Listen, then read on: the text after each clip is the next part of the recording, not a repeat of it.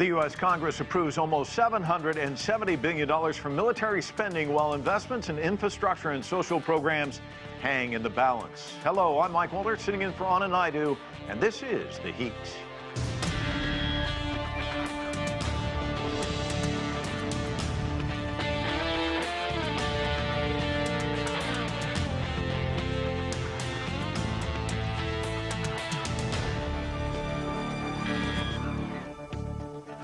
$768 billion.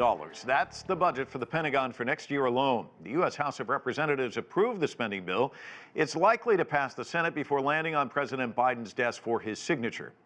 The problem in Congress, however, is Biden's Build Back Better legislation. It will fund infrastructure projects and social spending priorities like paid leave and universal pre-kindergarten. The U.S. president is fighting opposition not only from Republicans, but also within his own party. The progressive wing of the Democratic Party is pushing for more social programs. To discuss all of this, let's bring in our panel, all here in Washington, D.C. Katie Barlow is an attorney and media editor for SCOTUSblog. Atiba Madyun is the president and founder of Party Politics US. Frank Sesno is the director of strategic initiatives at the George Washington University School of Media and Public Affairs. And Brian Becker is the executive director of the Answer Coalition. I want to welcome all of you to the broadcast. Brian, let me start with you. Passage of a bill, almost $770 billion for 2021. That represents 40% of all military spending in the world. Is it too much? Well, it shows that the United States, which some of the right-wing Republicans call a welfare state, is really a warfare state. $768 billion isn't the full story. If you go into the Department of Energy, Board of Homeland Security, and some of the other agencies where military spending is also registered, the real number is about $1 trillion. I mean, if you think about China's military budget, it's less than 1/3 of that. The budget of Russia, which the United States considers to be a major power that it is prioritizing conflict with, their military budget is about $60 billion. The U.S. budget is more than the next 10 countries combined, and the U.S. has 1,000 military bases and installations all over the world. And when you think about it, the last time the United States was invaded, the mainland at least, was the War of 1812. So that would be 209 years ago. This is not really a defense budget. It's misnamed. It's a budget for the projection of American power and influence around the world. It's way too much. Frank, let me show you this graph. It shows the evolution of military spending in the United States. And in 1991, it was just under $300 billion. Now, as Brian just pointed out, more than double that.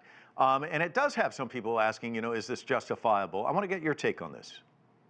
Well, my take on this is that you can't look at a graph like that and you can't talk about the numbers without reflecting what it cost and what was spent and what was deployed and what was committed in Iraq and Afghanistan over these last 20 years. I remember very well after 9/11 when Donald Rumsfeld declared, the Secretary of Defense at the time, that this was the long war. And that's what we're seeing in many ways in this budget. The United States is deployed all around the world. It is ramping up defense spending to confront China, even as it tries to confront however you define the war on terrorism. It's got legacy weapons systems that are gigantically expensive, huge labor costs, and a variety of other things. That's where these numbers come from. And then bring in the politics.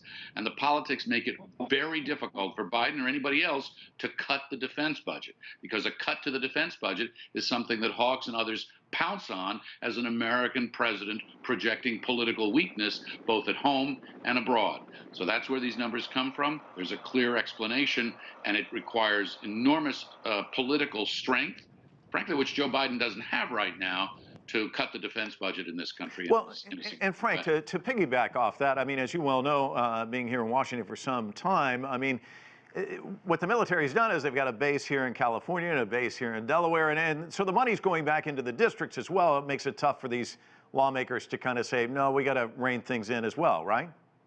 Absolutely. I mean, they've closed bases in the past. They had a big military base closing commission. It took them years to figure out what to close and then how to close it. So both in the United States, where the politics are local, state by state, and we're in a 50-50 Senate now, right? Joe Biden and this administration is going to be very reluctant to roll the dice very much when it comes to defense politics. and around the world where there are new tensions, new challenges, even as there are places where the United States is overcommitted. This creates this very, very difficult situation that they're in, and very hard for them to walk away from these commitments and the politics, as I say. And Atiba, the progressives obviously looking at this and basically piggybacking off what Brian's saying. You know, is it right to spend this much on the military? It's when the next 10 countries combined don't even add up to this, and they have their own priorities as well. I think the panel so far is answering that question. No, it's not necessarily right, but it's the way that this country has gone. It's, you know, the country unfortunately has a history of war, and it's what drives our economy. So if you take out this budget, then we will also have to look at how this would impact jobs, how it would impact businesses, how it would impact, you know, the whole nine. So because this is built on that foundation, then this is something that has a domino effect. If you take one piece of this out, it's going to have a ripple effect.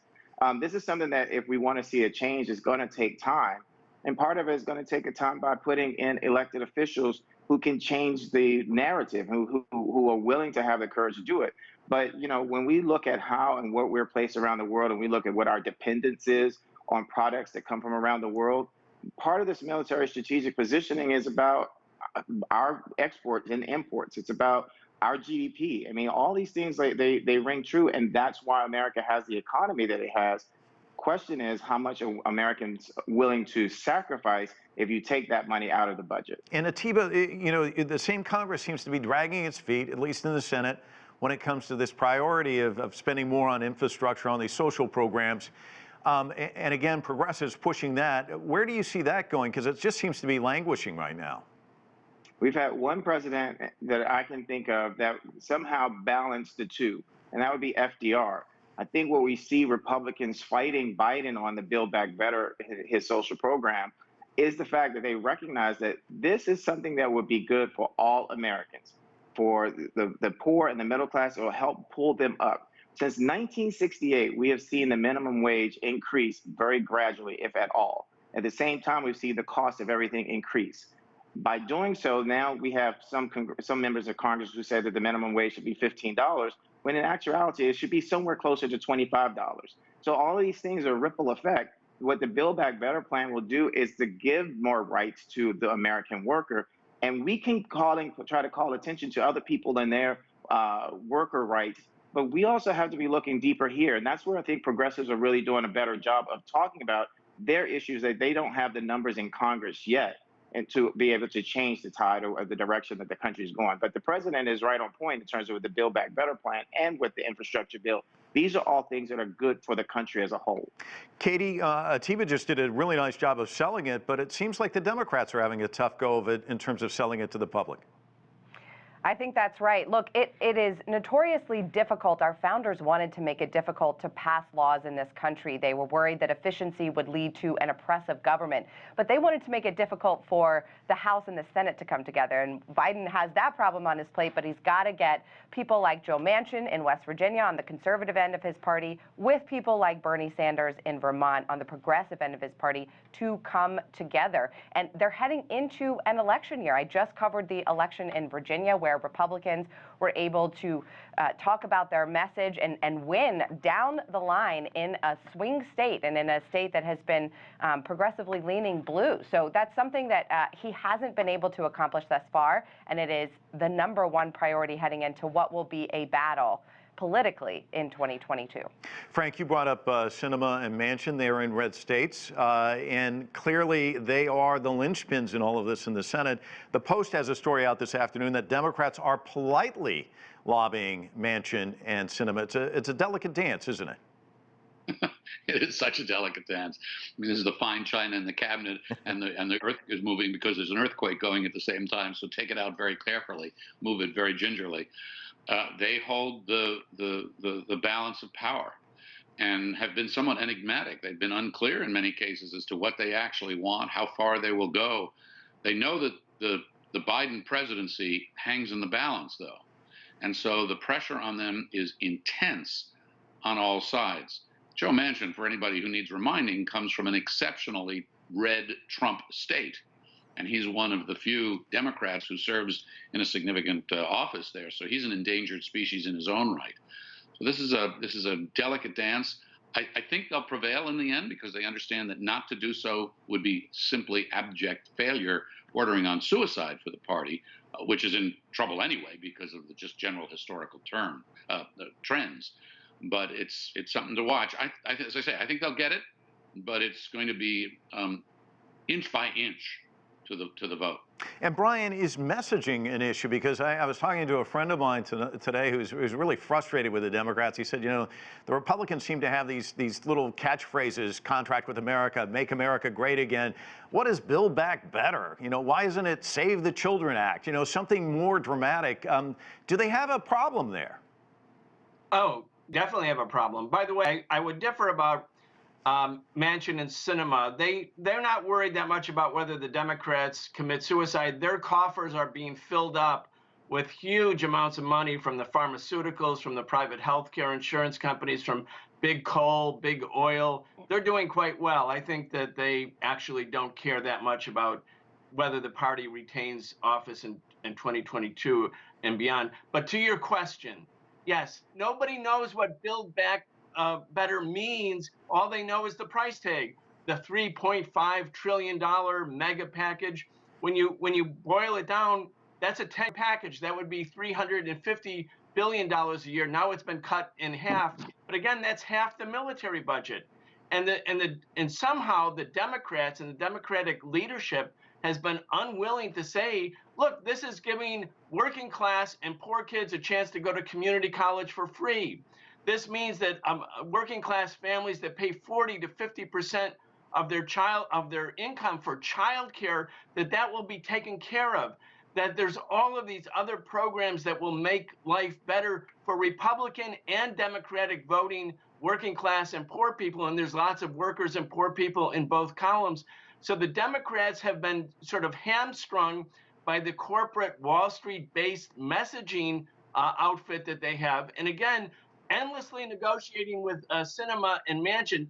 Joe Biden spends his vacation time with the two of them rather than directly communicating to the American people and to the base of the Democratic Party why this is not only good, but will be immensely popular and would bring results such that it would help the Democrats keep the Congress in 22, expand their base, and again, win in 2024. But again, they're negotiating instead with Manchin and Sinema, and as a consequence, people don't know what the heck this bill is all about. Yeah, well, let's talk a little bit more about military spending because Senator Bernie Sanders wants a clean audit for the Pentagon. The Defense Department has never passed an audit, and we've heard these stories about the $640 toilet seats and that sort of thing. Sanders has said, and we've got his quote, the Pentagon is plagued by waste, fraud, and mismanagement. He's introduced this bill that would impose a penalty on any government agency that fails to undergo a clean audit. He thinks things are unacceptable. Is he right? Yes, he is right. Bernie Sanders is right on the money on this one. The Pentagon failed the last audit. They couldn't come up with several $1 trillion over the past decades. They don't know where the stuff is. And I'm talking about huge amounts of major high technology, big equipment, including aircraft. Again, when you have an agency where everybody gives almost unanimously in the Congress to whatever they want. This time the House passed a bill that's $10 billion more than Biden asked for and more than the Pentagon requested. When it's that kind of an operation, when you have impunity and no accountability, you have enormous waste. Anywhere else, this would be called corruption, and corruption is criminal. And I think the military machine, the military-industrial complex, is riddled with criminal bribery and that kind of corruption, which if it was in any other part of the industry, any other part of the economy, either private industry would be held to account for failures or people would be held to account in a court of law. Frank, let me ask you, another part of this approved defense budget is this independent review, the legacy of Afghanistan's war, the legacy of errors. What can we expect from a bipartisan commission on that, do you think? Well, I hope we get from a bipartisan commission a real hard look at where the money was spent, what kinds of policies were carried out on the ground, who they were working with, where the information came from, what kinds of approaches and other things were taken with respect to people in Afghanistan and elsewhere. I'm not very optimistic about that. You get a bipartisan commission to agree to look at an insurrection that nearly challenged the American Congress and democracy itself here. So I'm not. I'd like to see them do the work. They need to dig into this. There's a thorough explanation that is owed the American public and the world as to what the United States did there, where the money was spent, why the information and the intelligence at the end was so dreadfully wrong.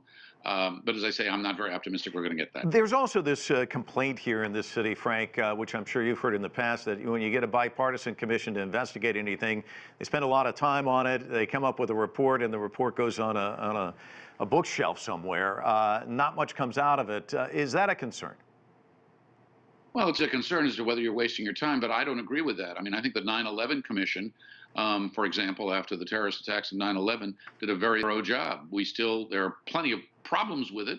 The Warren Commission, for example, that looked into the Kennedy assassination. There are times and there are places where we have asked hard questions and we've gotten answers. And that's part of the American system, too, seeking accountability. That's why seeing what's happening with the January 6th commission is so disappointing in some ways, because there's so much stonewalling going on. But even there, and with just a handful of bipartisan Republicans who are actually contributing to bipartisanship there, they are still asking those questions. Accountability is a fundamental part of American democracy. It's totally under siege, unfortunately, but we need to insist on it, and it should be funded, and they should pursue it. If they come up empty, it's another warning sign. Katie, speaking of commissions, Biden's Supreme Court Reform Commission came out with a final report this week. I want to get your take on this because you do follow the Supreme Court rather closely. Yeah, we got about 300 pages from a task force of 36 very smart individuals, but it's really much ado about nothing. There were no formal recommendations, which we knew going into it we wouldn't get. It was kind of a way for the Biden administration to kind of put off the issue of dealing with the Supreme Court. What we do know out of the commission's report is there was at least some agreement, bipartisan agreement, on limiting Supreme Court justice terms to non-renewable 18-year terms. There was not so much agreement on whether or not they could expand the court. Now, limiting 18-year terms, people even disagree on how we could do that, whether that would take a constitutional amendment, which seems pretty impossible these days given partisan infighting, or whether Congress do something on their own and limit the court to those 18-year terms. But even when we're talking about something like the Build Back Better bill, the Supreme Court is the final endpoint in everything that this administration and future administrations pass. And so even if they pass something, it could not pass muster at the Supreme Court. We've seen it with Section 5 of the Voting Rights Act, with Section 2 of the Voting Rights Act. So it's a consideration in every legislative move that this administration makes. And it's something that Biden, now that his task force has delivered this near 300-page report to him, the ball is back in his court on whether he's going to try and move it down the field and make any changes, or at least try to. Katie, do you expect the conversation about expanding the court to once again kind of gain traction? We just heard the arguments in the Roe versus Wade kind of case, and it looks like that may be overturned or at least limited. Are we going to see that rekindled, do you think, in the near future? We might. I do think that we're going to see a big change in our understanding of constitutional protections for a woman's right to choose to have an abortion, and so that could ignite the conversation again. But again, it's just a conversation. In order to expand the court, you have to have Congress on board, and there's not enough political will to even pass the Build Back Better bill, and doing something like expanding the number of justices on the Supreme Court would take, I think, a mandate from the voters, which they haven't really given thus far, given Biden's razor-thin majority. But this opinion on Roe v. It'll deal with Roe v. Wade. It's in a case called Dobbs. Will come down in June, most likely, just a few months before the 2022 election. So it will certainly play into the fodder and the conversation running up to the election in 2022. It's just whether and how important it is to American voters, given everything else on the table right now with the economy, with recovering from COVID, and with creating jobs. Atiba, let me get your thoughts on that ruling when it comes out. How is that likely to change the calculus in the midterms, do you think? Are you referring to the abortion? Supreme Court, yes, right? yes. Yeah, so we see it. We've already seen what's happened in Texas, and that's really mobilized a lot of folks on the ground there. I think we're looking at what's going on a federal level, but it's also important to look at what's happening on the state level. My thoughts about this would be that Texas may actually go blue in 2022, but that's also going to depend on what the people on the ground, the voters, do, because Texas has a very, very low, in fact, I think it's the lowest voter turnout in the country at around 51%. Yet they have issues not just with women's reproductive rights on the ballot.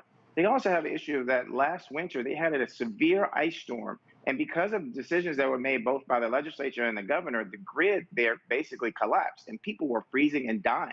So, when we get down to the state level, there are a whole lot of other issues that may never make it to the Supreme Court that are actually things that can drive out voter turnout. But also, we also have seen voter suppression. So often you hear the United States, we're always talking about democracy and the right to vote. Yet we have seen Republicans in 40 states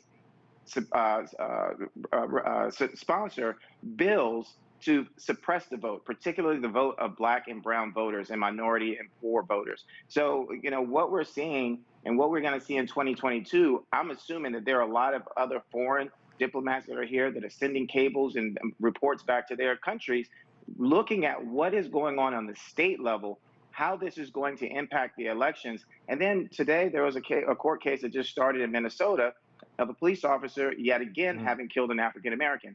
All of these things are part of this culture war. And though many people say and attribute it back to Trump, these are things that really, we can go back to 2008 when Obama was first elected president, that are really having to do have a lot to do with what's happening politically in the country. Brian, let me get back to Build Back Better, the package. Billionaire Elon Musk weighed in on this in a recent interview. Let's listen to a little bit of what he had to say. Honestly, it might be better if the bill doesn't pass. Because we've spent so much money, it's like the federal budget deficit is insane. It's like $3 trillion. Federal expenditures are $7 trillion. Federal revenue is $4 trillion. That's a $3 trillion difference in. If this was a company, it'd be a $3 trillion loss. So I don't know if we should be adding to that loss. That seems pretty crazy. So, Brian, I want to get your take on what he had to say about this. A lot of times it seems like debt becomes an issue. Right. It's never been a problem for Elon. His father owned an emerald mine in southern Africa, so he had a good start. Elon Musk doesn't talk about the defense budget in the same way, does he? I mean, isn't it interesting that the U.S., again, a country that isn't going to be invaded by anyone, spends more than the next 10 countries combined, triple China, which has a population 4 times the size of the United States, military installations all over the world, engages in war after war after war, every generation called on to fight, Vietnam, Korea, Afghanistan, Iraq, you name it. Like, there's the record. And these same people who are pillaring any effort to help working class and poor people, and 41% of the American population is categorized as low income, 41%. Any effort to help them, that becomes like a budget buster. And Elon Musk and the super rich, and by the way, the super rich, now 1%, Elon Musk is part of it, possess the same equivalent wealth as this bottom 90%, which is by far the vast majority of the society. This 1% holler about how the government is overspending. Again, really a gross use of the real issue of overspending. Overspending is happening in the military budget. Let's cut the military budget by 50%, Elon Musk, and see if it has an impact on the U.S. deficit. Well, Frank, let me ask you about it. It's not just Elon Musk weighing in. There's a new poll out of small business owners. About 34% approve of the way the president is handling the job. That's down from 43% when he took office. Business owners seem to be very concerned about labor shortages, inflation, supply chain issues. Talk to us about some of the hurdles that Biden's facing right now, and how does he get them back on his side? Well, a conversation like this kind of is a case in point, isn't it? If you listen to this conversation, everything's falling apart, nothing's going right, and every move is a disaster. And actually, Elon Musk, you can listen to him or ignore him, He's got a platform. He's got a podium, and everybody does. This is one of the reasons why the president's numbers are where they are, I think. You talked about small businesses. The country at large, only 39% give Biden credit for the economy and call it positive. Now, if we think about where the economy was a year ago, if we think about the number of people who have gone back to work, if we think about where we really are right now relative to where we could be, if you compare it to Europe, the United States is actually in a pretty darn good place. That doesn't address huge issues of income inequality and all the other things that are still on the table. But it is one of the reasons why I think Biden has the poor approval numbers that he's got, why so many people in this country see the country off in the wrong direction, why issues of inflation and worries about deficit spending, seem to have the traction that they do, because there's this concern. People feel on edge. Income inequality is a gigantic issue here. But very quickly, and then because you got a million other things you want to talk about, you talked earlier about Biden's communication strategy. A big part of this is the failure of the administration to communicate in a coherent way what's in these bills rather than the price tag of the bills, because other polls show that Americans vastly support the major elements of what are in these Build Back Better bills, as they're called. So there are a lot of different forces here going on right now, but yeah, the country's in a sour mood. Independent businesses, right down to independent voters, that polls also show have defected in pretty large numbers from supporting the president at this particular time. Katie, the president ran with the objective of trying to tackle COVID, and of course now we have this new variant circulating. He got off to a pretty good start with vaccines being distributed, but he's also run into trouble with the courts, a judge blocking his attempt to enforce vaccination requirement for federal contractors. And many of these courts now kind of weighing in and kind of stopping some of his agenda in that regard. How much of a hindrance is this for him? Oh, I think it's a pretty significant hindrance. We saw the Trump administration was able to effectively get a huge number of judges appointed to the federal bench, and now those judges are the ones that are hearing these challenges to Biden's vaccine mandates. Now, vaccine mandates, as a general matter, are constitutional. The Supreme Court upheld them for smallpox in 1905. That's why this Supreme Court, including individual justices on the shadow docket, without even referring it to the full court, have dismissed challenges to vaccine mandates. But the way that the Biden administration has gone about it, including the OSHA vaccine mandate for large employers over 100 individuals, that may prove to be difficult before conservative benches, like the Fifth Circuit, who put a pause on it, like the judge in Georgia today, who also put a pause on it. So I think it's absolutely a challenge for him, and it's part of why the administration also, if they want to match up where Trump did, needs to prioritize and continue to get their judges put on the federal bench as well. Great points from all of you. Katie, thank you so much. Thanks to all our guests. That's it for this edition of The Heat. I'm Mike Walter in Washington, D.C. Thanks so much for joining us.